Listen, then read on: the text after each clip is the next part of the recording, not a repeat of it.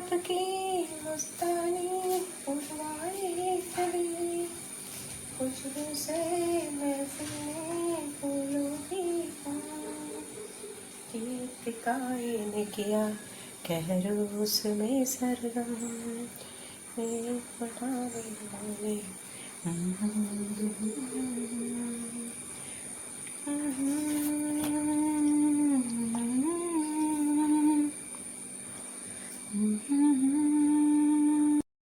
ഇന്ന് ഞാൻ എന്ത് സ്പെഷ്യലായിട്ടാണ് വന്നതെന്നറിയാം. വാ നോക്കാലോ. ഇന്ന് ഞാനൊരു അടിപൊളി ചോറ് റെസിപ്പി ആയിട്ടാണ് വന്നത്. അതെങ്ങനെയാണ് ഉണ്ടാക്കിയെന്നും അതിലെന്തൊക്കെയാണ് ചേർത്തെന്നും ഒക്കെ ഞാൻ കാണിച്ചു തരാം.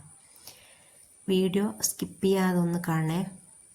ഞാനിത് എങ്ങനെയാണ് ഉണ്ടാക്കിയെന്ന് ചോദിച്ചാൽ, ഞാൻ പാചക സഹായി എന്ന് പറയുന്ന ഒരു ബുക്ക് വായിക്കലുണ്ടായിരുന്നു. ഇപ്പല്ല, ഒരു 10-11 വയസ്സിൽ. അന്ന് എനിക്ക് വായന എന്ന് പറയുന്നത് ഭയങ്കര ഇഷ്ടമാണ്. അന്നും ഇന്നെല്ലാം അങ്ങനെ തന്നെ. അപ്പോൾ അതിൽ നിന്ന് നോക്കിയിട്ട് ഉണ്ടാക്കൽ തുടങ്ങിയ ഒരു ചോറായത്.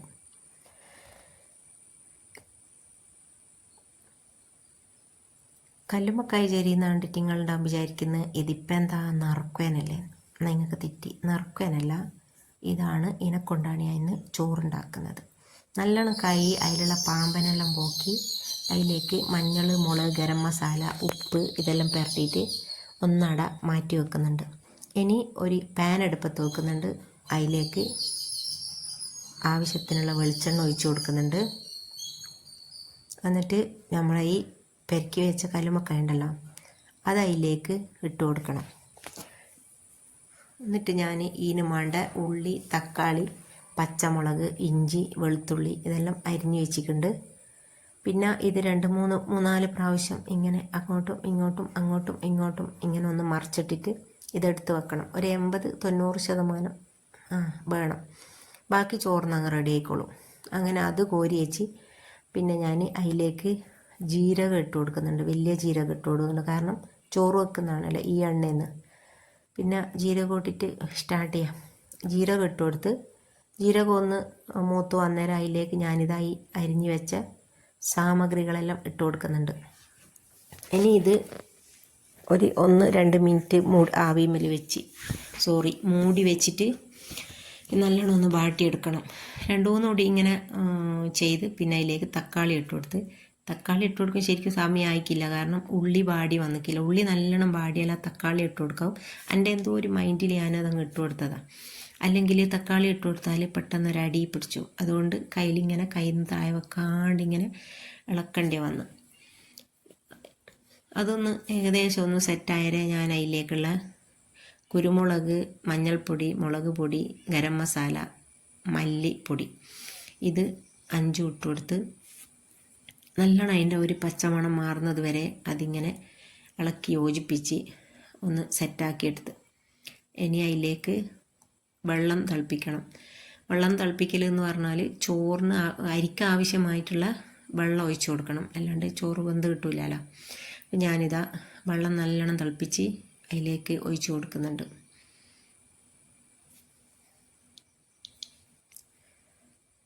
ഞാൻ ഇതിലേക്ക് എടുത്തത് സാധാരണ നമ്മൾ സാധാ ചോറുണ്ടാക്കാൻ എടുക്കുന്ന അരി ഉണ്ടല്ലോ, ആ അരിയാണ് എടുത്തത്.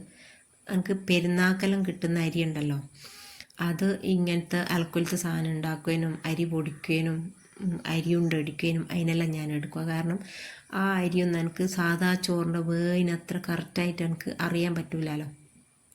ഇതെല്ലാം ഉണ്ടാക്കുമ്പോൾ ഇനിയിപ്പം വെള്ളം കൂടിയാൽ ഇവിടെ നിന്ന് തന്നെ വറ്റിക്കുക. ഇനിയിപ്പം വെള്ളം കുറഞ്ഞാൽ പിന്നെയും ചൂടുവെള്ളം ഒഴിച്ചു കൊടുക്കുക. കാരണം ഈ ചോറിനൊന്നും എത്ര വെള്ളം ഒഴിച്ചു കൊടുത്താലും മതിയാകാത്തൊരു സംഭവം. ഇതിപ്പോൾ ഒരു 1/4 മണിക്കൂർ നേരം ഞാൻ ഇങ്ങനെ മൂടി വെച്ച് വറ്റിച്ചെടുത്തിട്ടാണ് ഇത് വെന്ത് കിട്ടിയത്. പിന്നെ അതിലേക്ക് ഞാൻ കറിവേപ്പില ഇട്ട് കൊടുത്ത് ഒരു 5 മിനിറ്റ് കഴിയുമ്പോൾ ഇങ്ങനെ തുറന്ന് ഒന്ന് ഇളക്കി നോക്കി പിന്നെയും മൂടി വെച്ച് ഇത്ര അതാക്കിയിട്ടും വെന്ത് കിട്ടുന്നില്ല കേട്ടോ.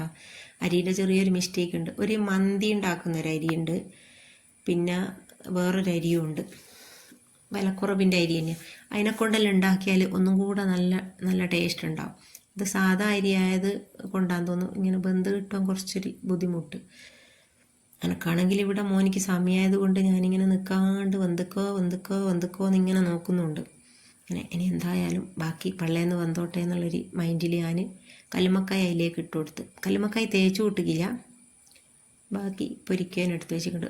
നല്ലോണം കല്ലുമ്മക്കായ ഇട്ടാൽ നല്ല ടേസ്റ്റ് ഉണ്ടാവും. അങ്ങനെ ഉണ്ടാക്കണമെങ്കിൽ കല്ലുമ്മക്കായൻ്റെ സീസൺ വരണം. അങ്ങനെ ഞാൻ ചോറ് നല്ലോണം മൂടി വെച്ച് പിന്നെ ഇങ്ങനെ ചെറിയ തീയിൽ അവിടുന്ന് വേവിച്ചെടുത്ത് അതിലിടക്ക് ഞാൻ മോനിക്ക് ദോശ ഉണ്ടാക്കുന്നുണ്ട്, കറി ഉണ്ടാക്കുന്നുണ്ട്. ഇത് ടിപ്പീൻ്റെ അകത്ത് ഇട്ട് കൊടുക്കണം. അങ്ങനെ അത് അവിടുന്ന് ചെറിയ തീയിൽ ആയി വരട്ടെ. അപ്പം എനിക്ക് നിങ്ങളോടൊരു കാര്യം പറയാനുള്ളതെന്ന് വെച്ചാൽ, ഞാൻ ഈ യൂട്യൂബ് ചാനലിൽ വീഡിയോ ഇട്ട് കഴിഞ്ഞാൽ അത് എത്ര ആൾ കണ്ട്, ആര് നോക്കി, എന്തായി, അങ്ങനെ ഒന്നും നോക്കുന്ന എനിക്ക് അറിഞ്ഞുകൂടാ. നമ്മളുള്ളതുപോലെ പറയണമല്ലോ. അപ്പം എൻ്റെ അടുത്ത് മിഞ്ഞാന്നൊരാൾ പറഞ്ഞു, നിങ്ങളെ വീഡിയോ ഒന്ന് സ്ക്രീൻഷോട്ട് എടുത്തിട്ട് വിട്ടാൽ അതിലെത്ര ആൾ കണ്ട് എന്നൊക്കെ നമുക്ക് അറിയാൻ പറ്റും. അപ്പോൾ ഞാൻ വിട്ടുകൊടുത്തിട്ട് എൻ്റെ അടുത്ത് പറഞ്ഞു, 8 മിനിറ്റിൻ്റെ ഒരു വീഡിയോ നിങ്ങൾ ഇട്ടത്, അത് 540 ആൾ കണ്ടിട്ടുണ്ട്. കണ്ടത് എത്രയാ? 1 മിനിറ്റ്. ഒരാളൊരു മിനിറ്റ് അല്ലേ? ഒരാൾ 1 മിനിറ്റ് കണ്ടിട്ടുണ്ടെങ്കിൽ 540 ആൾ 540 മിനിറ്റ് കാണും. മൊത്തത്തിൽ ഈ 540 ആളും കൂടി കണ്ടത് 1 മിനിറ്റാണ്. അതെങ്ങനെയാണ് 540 ആൾ ഓതി വെച്ചെടുത്തതെന്ന് പഠിച്ചോ എനിക്ക് അറിയും. അപ്പോൾ 1 മിനിറ്റ് 540 ആൾ ഓതി വെച്ചെടുക്കണമെങ്കിൽ നിങ്ങൾക്ക് എത്ര കിട്ടിയിട്ടുണ്ടാവും? നമുക്ക് ഊഹിക്കാൻ പറ്റുന്നതേ ഉള്ളൂ. ഒരു പഞ്ചസാരേൻ്റെ മണീൻ്റെ അത്ര പോലും നിങ്ങൾക്ക് കിട്ടിയിട്ടുണ്ടാവില്ലല്ലോ. അപ്പോൾ എന്തിനാ മക്കളെ ഇങ്ങനെ പിശുക്കുന്നത്? ഒന്നവിടെ തുറന്ന് വെച്ചിട്ട് നിങ്ങൾ നോക്കുമൊന്നും വേണ്ട, ഒന്ന് തുറന്ന് വെച്ച് അത് കയ്യേ നോക്കുമ്പോൾ ഒരു ലൈക്കാണ് ഇടുക. ഇത്രക്കും ബോറാണ് ഞാൻ പറയുന്നത്. നിങ്ങൾക്ക് ഇഷ്ടപ്പെടുന്നില്ല? എന്തായാലും കുറേ ആൾക്കെല്ലാം ഇഷ്ടമുണ്ടാവുമെന്ന് ഞാൻ വിചാരിച്ചത്.